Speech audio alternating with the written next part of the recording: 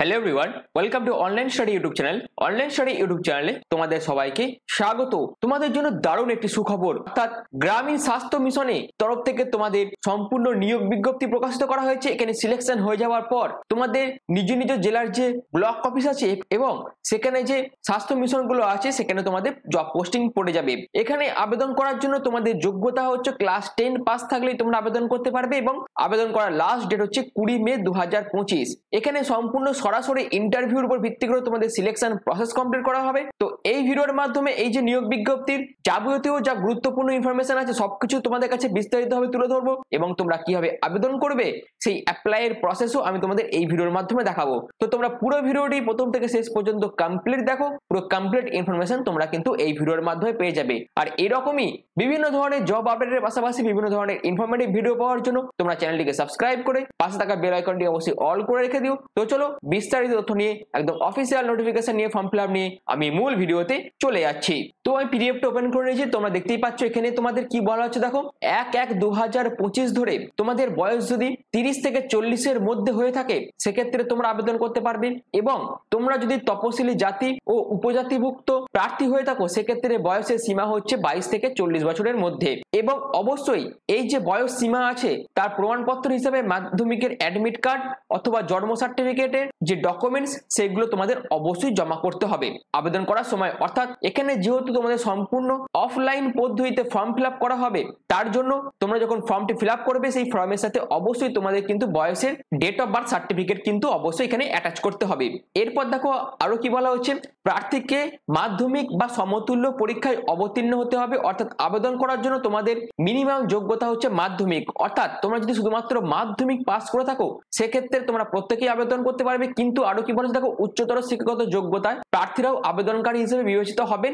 এক্ষেত্রে মাধ্যমিক ও মাধ্যমিক সমতুল্য পরীক্ষার প্রাপ্ত নম্বরই বিচার করা হবে। অর্থাৎ তোমরা যদি গ্র্যাজুয়েশন বা ক্লাস 12 পাস করে থাকো সেক্ষেত্রেও তোমরা প্রত্যেকেই আবেদন করতে পারবে। কিন্তু তোমাদের আবেদনের ক্ষেত্রে ন্যূনতম যোগ্যতা হিসেবে মাধ্যমিকে তোমরা কত পার্সেন্ট নাম্বার পাচ্ছ, অর্থাৎ মাধ্যমিকে তোমরা কত পার্সেন্ট প্রাপ্ত নম্বর পেয়েছো তার উপরে ভিত্তি করে তোমরা কিন্তু আবেদন করতে পারবে।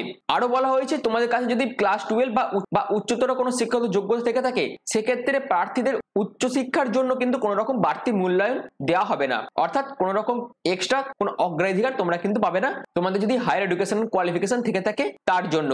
এবং আরো বলা হচ্ছে দেখো, গ্রেড 1 এবং গ্রেড 2 স্বনির্ভর গোষ্ঠীর সদস্যরা প্রশিক্ষণপ্রাপ্ত দায় এবং লিঙ্ক ওয়ার্কারগণ সংশ্লিষ্ট সরকারি বিভাগের শংসাপত্র দাখিল করলে তোমরা কিন্তু অগ্রাধিকার ভিত্তিতে বিবেচনার যোগ্য হয়ে যাবে। এছাড়াও আরো কি বলা হচ্ছে দেখো, নির্দিষ্ট এলাকার তপশিলি জাতি ও উপজাতি জনসংখ্যা যদি 2011 জনসংখ্যার অর্থাৎ জনগণনার তথ্য সাপেক্ষে 50% ঊর্ধ্বে হয় সেক্ষেত্রে এলাকাটি তপশিলি জাতি ও উপজাতির ক্ষেত্রে অগ্রাধিকারের জন্য গণ্য করা হবে এবং উপরিক্ত সমস্ত যোগ্যতা সহ অন্যান্য প্রমাণপত্র কিন্তু সেক্ষেত্রে জমা দিতে হবে। অর্থাৎ এখানে যে সমস্ত জায়গাগুলো উল্লেখ করে দেওয়া আছে সেই সমস্ত জায়গার সাধারণ প্রার্থীরাও কিন্তু আবেদন করতে পারবে। আবেদনের সাথে সাথে তোমাদের অবশ্যই যে সমস্ত শংসাপত্রগুলো আছে অর্থাৎ সমস্ত ডকুমেন্টসের সেলফ অ্যাটেস্টেড কপি তোমাদের কিন্তু জমা করতে হবে, জন্ম তারিখের ডকুমেন্টস এবং মাধ্যমিক বা সমতুল্য পরীক্ষার অ্যাডমিট কার্ড তোমরা কিন্তু as a date of birth proof হিসেবে জমা করতে পারবে। এবং আবেদন করার জন্য তোমাদের অবশ্যই কিন্তু ভোটার কার্ডের ডকুমেন্টস এর প্রয়োজন হবে। এবং যারা যারা তপশিলি জাতি বা তপশিলি উপজাতিভুক্ত প্রার্থী আছো তাদের ক্ষেত্রে কিন্তু তোমাদের যে জাতিগত প্রমাণপত্র তার ডকুমেন্টস লাগবে। এবং আবেদন করার জন্য অবশ্যই মাধ্যমিক বা মাধ্যমিকের সমতুল্য পরীক্ষার মার্কশিটের অর্থাৎ রেজাল্টের প্রয়োজন আছে।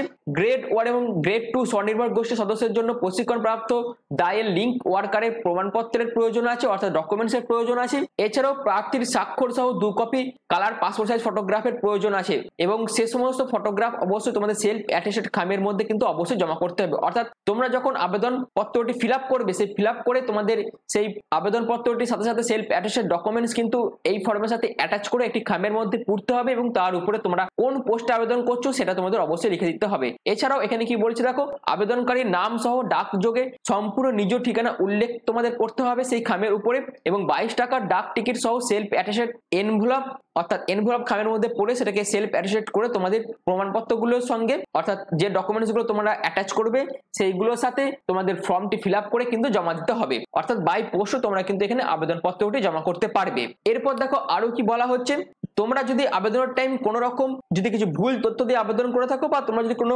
ডকুমেন্টস অর্থাৎ যে সমস্ত ডকুমেন্টস গুলো এখানে চাওয়া হয়েছে সেই সমস্ত ডকুমেন্টস তোমরা যদি আবেদনের টাইম অর্থাৎ ফর্মের সাথে অ্যাটাচ না করে থাকো, সেক্ষেত্রে তোমাদের কিন্তু ইন্টারভিউর জন্য ডাকা হবে না। এখানে কিন্তু কোনো রকম রিটেন টেস্ট হবে না, সম্পূর্ণ ইন্টারভিউর উপর ভিত্তি করে তোমাদের কিন্তু নিয়োগ করা হবে। যেটা বলে দিয়ে আছে, উপরিক্ত শর্ত পূরণকারী প্রার্থীদের অর্থাৎ যারা যারা সঠিক তথ্য মেনটেন করে আবেদন করবে তাদেরকে কিন্তু শুধুমাত্র ইন্টারভিউর জন্য কল লেটার পাঠানো হবে, এবং সেই ইন্টারভিউর জন্য কল লেটারের জন্য যে তারিখ অর্থাৎ কবে তোমাদের ইন্টারভিউ নেওয়া হবে, সময় ও স্থান কিন্তু তোমাদের অবশ্যই বাই পোস্ট প্রতিটি প্রার্থীদের জানানো হবে।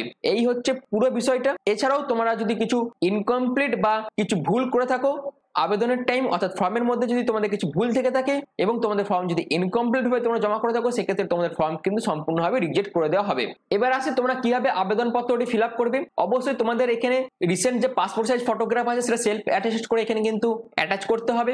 এরপর তোমাদের এই যে জায়গাগুলো আছে এখানে কিন্তু সমস্ত কিছু ফিল আপ করতে হবে, অর্থাৎ যে গ্রামের জন্য তুমি আবেদন করছো সেই গ্রামের নাম লিখতে হবে, উপস্বাস্থ্য কেন্দ্রের নাম তোমাদের মেনশন করতে হবে, গ্রাম পঞ্চায়েতের নাম, ব্লকের নাম, এগুলো তোমাদের মেনশন করতে হবে। এরপর তোমার নাম লিখতে হবে, পিতার নাম অর্থাৎ তোমার বাবার নাম বা তোমার যে হাজবেন্ড আছে তার নাম, এরপর তোমার গ্রামের নাম, পোস্ট, থানা, তারপর পিনকোড, এইগুলো তোমাদের দিতে হবে। এরপর তোমার স্থায়ী বাসিন্দার যে ঠিকানা আছে সেটা তোমরা দেবে, অর্থাৎ এখানে গ্রামের নাম লিখবে, থানা, পোস্ট, পিন নাম্বার যা যা আছে সেগুলো দেবে, তোমার ভ্যালিড মোবাইল নাম্বার সেগুলো দেবে। এরপর তোমার বৈবাহিক স্থিতি অর্থাৎ তুমি বিবাহিত না বিধবা না তুমি একজন ডিভোর্সি ক্যান্ডিডেট, সেক্ষেত্রে যেটা হবে তার পাশে তোমাদের রাইট চিহ্ন মারতে হবে, এবং তোমার জাতি অর্থাৎ তুমি জেনারেল না তপশিলি জাতি না তপশিলি উপজাতি ভুক্ত প্রার্থী যেটা হয়ে থাকবে সেটা তোমাদের এখানে সিলেক্ট করতে হবে। এবং তুমি যে উপস্বাস্থ্য কেন্দ্রে আবেদন করবে সেখান থেকে তোমার হাঁটা পথের দূরত্ব কত কিলোমিটার সেটা তোমরা এখানে মেনশন করবে। এবার এপিক কার্ড নম্বর, পার্ট নম্বর, সিরিয়াল নম্বর তোমরা এখানে মেনশন করবে। একই রকম ভাবে ration card number, SC ST certificate প্রযোজ্য হলে তার নাম্বারটা তোমরা এখানে লিখবে। মাধ্যমিকের অ্যাডমিট কার্ড অনুযায়ী তোমাদের জন্ম মাস কত, বছর কত এবং তারিখ কত সেটা তোমরা দেবে। তোমরা মাধ্যমিক পরীক্ষা কবে দিয়েছিলে সেটা দেবে। মাধ্যমিকে কত পার্সেন্ট নাম্বার পেয়েছিলে অর্থাৎ মোট কত নাম্বার তোমাদের ছিল মাধ্যমিকের 700-র মধ্যে সেটা তোমরা এখানে মেনশন করে দেবে। এরপর দেখো কি কি ডকুমেন্টস তোমাদের লাগছে।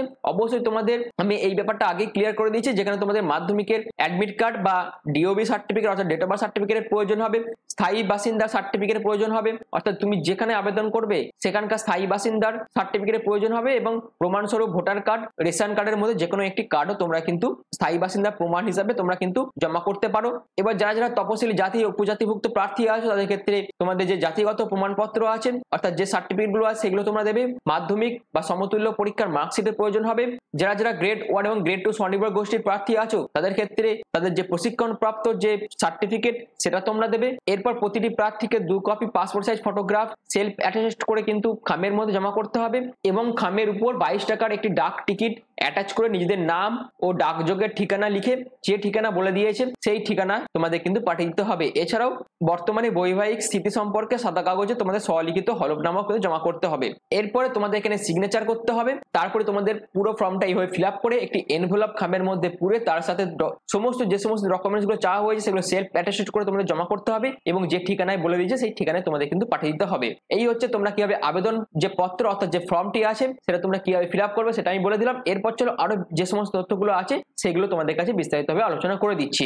এবার দেখো আবেদন পত্রটি অর্থাৎ ফর্মটি ফিল আপ করার পর তোমরা কিভাবে জমা করবে না। আবেদন পত্রটি ফিল আপ করার পর প্রার্থীর নাম, ঠিকানা, পদ ও স্থান উল্লেখিত মুখবন্ধ খামে রেজিস্টার্ড পোস্ট দ্বারা তোমাদের কিন্তু জমা করতে হবে। অর্থাৎ পুরো ফর্মটি ফিল আপ করে রেজিস্টার্ড পোস্টের মাধ্যমে বিডিও অফিসে জমা করতে হবে, যেটা হচ্ছে বোলপুর শান্তিনিকেতন সমষ্টি উন্নয়ন আধিকারিকের করণ বোলপুর বীরভূম, পিন নাম্বার দিয়ে দেওয়া আছে এখানে তোমরা জমা করতে হবে। তারপর নানুর সমষ্টি উন্নয়ন আধিকারিকের করণ নানুর বীরভূম পিনকোড বলে দিয়েছে এখানে তোমরা জমা করতে পারো। লাভপুর সমষ্টি উন্নয়ন আধিকারিক লাভপুর বীরভূম পিনকোড এখানে বলে দিয়েছে। ইলামবাজার সমষ্টি উন্নয়ন আধিকারিকের করণ ইলামবাজার বীরভূম পিনকোড বলে দিয়েছে, এবং আবেদনপত্র জমা করার শেষ তারিখ হচ্ছে 20/5/2025, এবং এখানে কিন্তু সম্পূর্ণ ইন্টারভিউর উপর ভিত্তি করে তোমাদের কিন্তু সিলেকশন করা হবে। এরপর আসে তোমাদের ব্লক ওয়াইজ কোথায় কত ভ্যাকেন্সি আছে সেটা তোমরা দেখে নাও। যেমন দেখো তোমরা দেখতে পাচ্ছ ইলামবাজার এখানে তোমাদের কত কি ভ্যাকেন্সি আছে সেটা তোমরা দেখতে পাচ্ছ। তারপর নানুরে, তারপরে লাভপুরে সহ বিভিন্ন জায়গায় কত কি ভ্যাকেন্সি আছে সেটা তোমরা দেখতে পাচ্ছ, এবং বোলপুর শান্তিনিকেতনে কত কি ভ্যাকেন্সি আছে সেটাও দেখতে পাচ্ছ। মোট 32খানা মতন শূন্যপদ কিন্তু রয়েছে। তো এই যে নিয়োগ বিজ্ঞপ্তি, এটা government of West Bengal office of sub divisional officer Bolpur বীরভূমের তরফ থেকে প্রকাশিত করা হয়েছে। 17/4/2025 তোমাদের এই নোটিফিকেশন প্রকাশিত করা হয়েছে। এখানে তোমাদের রাজ্য মিশন অধিকর্তা জাতীয় গ্রামীণ স্বাস্থ্য মিশনের তরফ থেকে কিন্তু এই নিয়োগ বিজ্ঞপ্তি প্রকাশিত করা হয়েছে, যেখানে শুধুমাত্র বীরভূম জেলার বোলপুর মহকুমা অন্তর্গত বিভিন্ন ব্লকের উপস্বাস্থ্য কেন্দ্রে এবং সুস্বাস্থ্য কেন্দ্রের যে গ্রামগুলো আছে সেখানে আশা কর্মী অর্থাৎ আশা নিযুক্তর উদ্দেশ্যে কিন্তু এই নিয়োগ বিজ্ঞপ্তি প্রকাশিত করা হয়েছে। এখানে শুধুমাত্র এখানে যে গ্রামগুলো বলে দিয়েছে, এই গ্রামের অন্তর্গত যে সমস্ত মহিলা বসবাসকারী প্রার্থী আছো তারাই শুধুমাত্র আবেদন করতে পারবে। তো আশা করি পুরো বিষয়টা তোমাদের কাছে ক্লিয়ার করতে পেরেছি। আর এই যে পুরো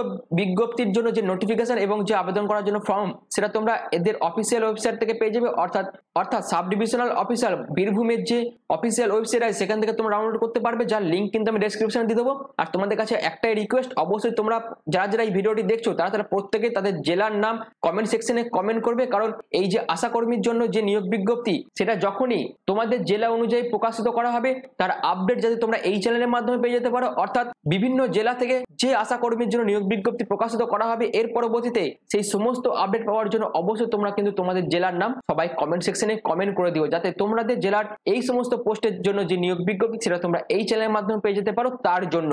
তো এই ভিডিওর মাধ্যমে এই যে নিয়োগ বিজ্ঞপ্তি প্রকাশিত করা হয়েছিল তার বিস্তারিত আপডেট আমি তোমাদের কাছে বিস্তারিতভাবে আলোচনা করে দিলাম। আশা করি তোমাদের কাছে পুরো বিষয়টা ক্লিয়ার হয়ে গেছে। যদি তোমাদের কাছে ভিডিওটি ভালো লেগে থাকে, যদি তোমাদের কাছে ভিডিওটি ইনফরমেটিভ মনে হয়, তাহলে এইরকমই বিভিন্ন ধরনের জবের ইনফরমেশন পাওয়ার জন্য তোমরা চ্যানেলটিকে সাবস্ক্রাইব করে পাশে থাকা বেল আইকনটি অবশ্যই অল করে রেখে দিও। তো ভিডিওটি এখনের মতন এইটুকুই। পুরো ভিডিওটি প্রথম থেকে শেষ পর্যন্ত দেখার জন্য তোমাদের অসংখ্য ধন্যবাদ।